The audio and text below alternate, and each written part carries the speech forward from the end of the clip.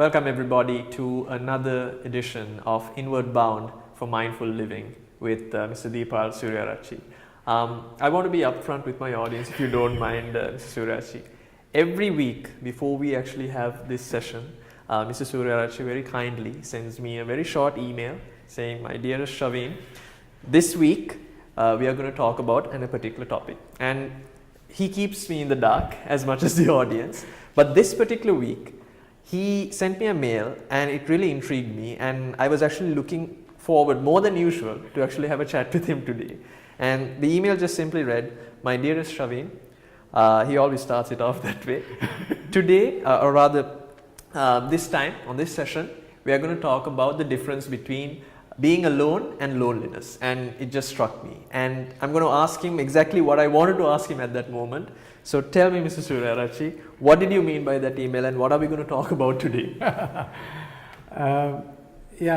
The whole concept of this being alone and being loneliness, if you really look at, it's worlds apart. You can feel lonely amidst a large crowd. Remember the day you first went to school. I remember the day I first went to, from my village school, I went to Sri Pali Horana.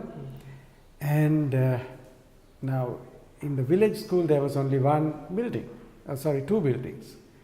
And between the buildings is gravel ground. But when I went to this school, there were so many schools in the school, right? So many buildings.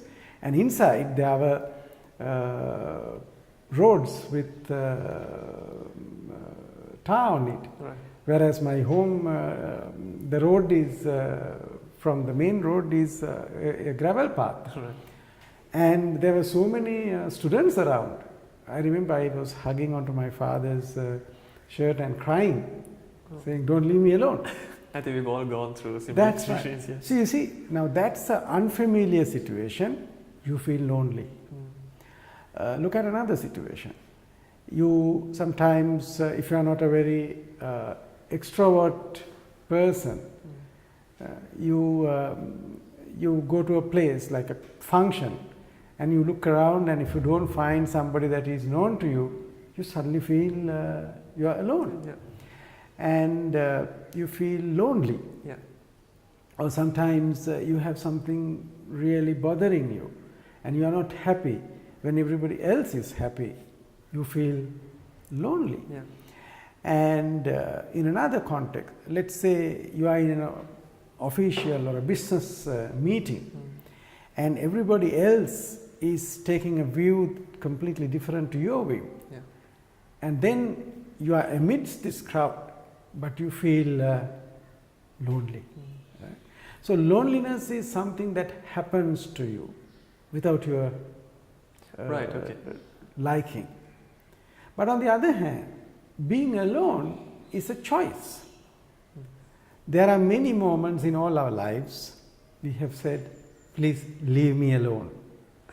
Sometimes we have said it in very angry modes, "Please leave me alone." But what we say is, to be alone is a choice. Right. Yeah. I opt to be alone. Whereas in that moment I have a choice to be with the crowd. Yeah. But I opt to be alone because I wanted that little space for me. Right. It's more psychological space. And when we are not happy with the place, that's a place where you feel very uncomfortable.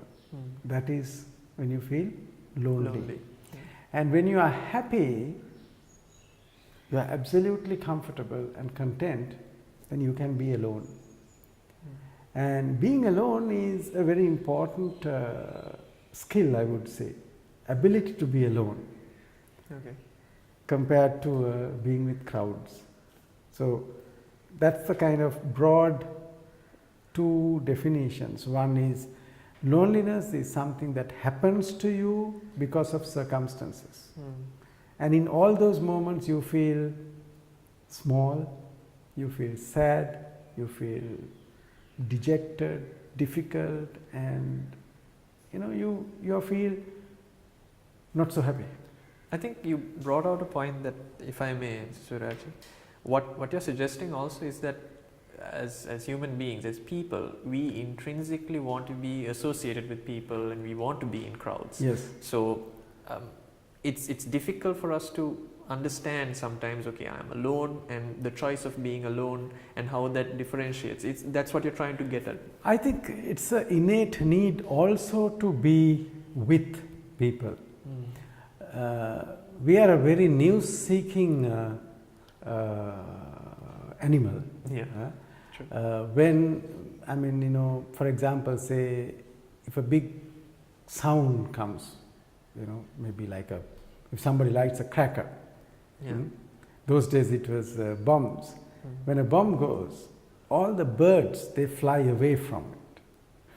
But we go in to see what has happened. Yes. So this inquisitiveness, I think, is also part of wanting to be with, and we are a social animal. Therefore, Yeah. I'm not saying there's nothing wrong of being. That's the nature of That's who the we are. nature, and you need to do that.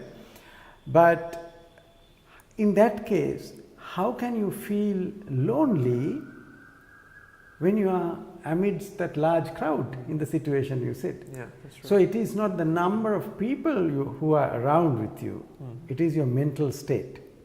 Right. And it's, as we discussed in many sessions before as well, your mind tends to wander. You don't stay in one place, and that's normal. That's how the mind is supposed to work. So now, how does this, if I think we need to discuss a bit more as we go on to the next few segments, but how does this, very briefly, how does it correlate and relate to mindfulness? Okay. Now, to develop mindfulness, so remember, always we said, when you practice mindfulness, there are two things that happens. You bring your mind to the present moment, and you observe what happens without interfering it, and as a result, you end up getting more insights about you, so that you become a happier, more contented, and a more successful person. Now, to develop mindfulness, it is very important you develop this ability to be alone.